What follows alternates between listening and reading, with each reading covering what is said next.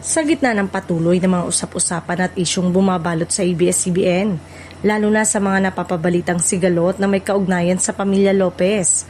muling nabigyan pansin ang paninindigan ng pamunuan ng kumpanya sa gitna ng mga hamon na kanilang kinakaharap sa industriya ng media sa Pilipinas. Sa kabila ng mga ingay ang mga balita at haka-haka, nananatiling nakatuon ang network sa pagpapatuloy ng kanilang operasyon sa pagbibigay ng serbisyo sa publiko. Ayon kay ABS-CBN President at CEO na si Carlo Katigbak,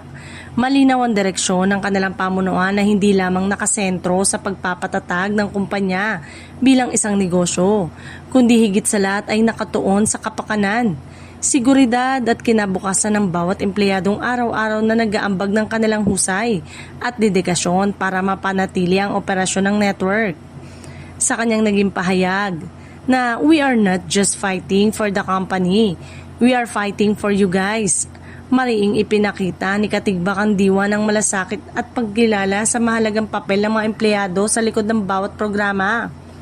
balita at serbisyong hatid ng ABS-CBN sa milyong-milyong Pilipino sa loob at labas ng bansa na umaasa sa kanilang mga nilalaman araw-araw. Para sa maraming kapamilya na nagtatrabaho sa loob ng network, ang ganitong uri ng mensahe nagsisilbing inspirasyon at lakas ng loob sa gitna ng mga pagsubok. Dahil ramdam nila ang suporta ng pamunuan sa kabila ng mga hamon sa industriya,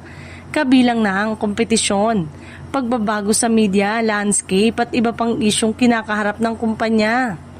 Samantala, maraming taga-suporta at netizen ang nagpahayag ng kanilang paghanga sa patuloy na pagpapakita ng pagkakaisa sa loob ng ABS-CBN, kung saan ang tingin ng marami ay hindi lamang ito isang corporate organization, kundi isang pamilya na sama-samang humaharap sa mga pagsubok at patuloy na nagsusumikap